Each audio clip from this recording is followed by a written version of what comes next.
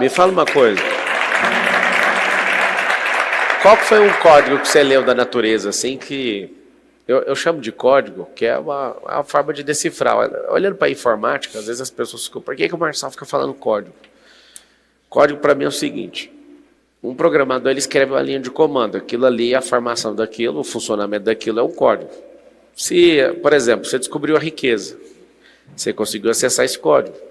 Aí tem gente que pensa, não, eu não nasci para ser rico. Não, você não pegou o código da riqueza, porque a sabedoria, a prosperidade, a riqueza é a relação da árvore lá, a semente, o crescer da árvore e o fruto lá na ponta, lei da semeadura e da colheita. O que você leu na terra? O que você leu que você fez assim, uau? O que você leu às vezes na medicina, no casamento, na sua relação com Deus, ou na sua relação com seus seguidores?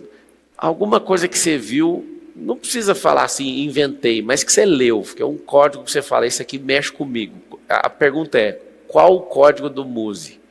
O que o Muse olhou para a natureza e interpretou? Vou te dar um exemplo. Tá. Meu filho, que tem 10 anos hoje, quando ele tinha 6, a gente estava voltando de uma corrida, que eu estava no Campeonato Brasileiro de Mercedes-Benz, e ele foi comigo e voltando, ele viu um cavalo correndo no pasto, aí ele falou assim, o homem não criou o carro. Aí eu olhei e falei, e? Aí ele falou, o homem copiou o cavalo. E aí, sabe o que é interessante? Que o homem realmente fez isso. A relação da potência do motor chama cavalo-vapor. O Carl Benz que fez, não criou um carro, ele criou uma charrete para excluir o cavalo. E aí depois virou essa motorização e esse negócio que a gente chama de carro. Só que ele não ouviu ninguém explicando isso. Ele bateu o olho na natureza e falou assim, ninguém criou isso. Foi a cópia daquilo. Ou seja, essa relação, eu acho isso impressionante.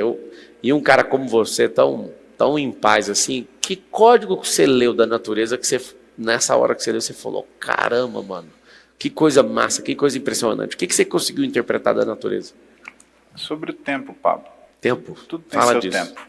O tempo, primeira coisa, o tempo é difícil de ser determinado na nossa alma, porque a gente tem o tempo da nossa ansiedade, o tempo da nossa agonia, a gente tem o tempo da nossa tristeza, a gente tem o tempo do nosso fracasso, a gente tem o tempo que a gente gostaria, da nossa expectativa, que queria que as coisas acontecessem. A vida não é assim.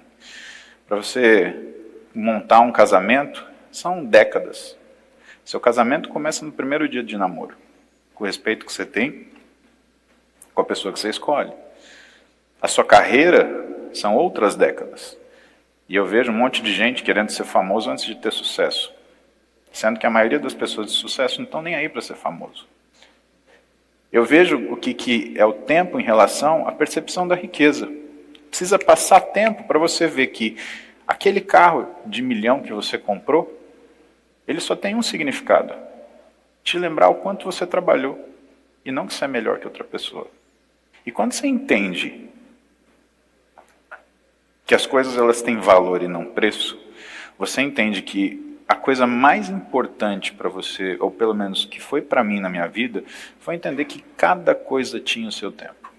Você tem o tempo do atrito, você tem o tempo do perdão, você tem o tempo do problema, você tem o tempo da solução. Agora, de tudo que você pode fazer, se você não tiver tempo para você, o resto vai ser tudo em vão.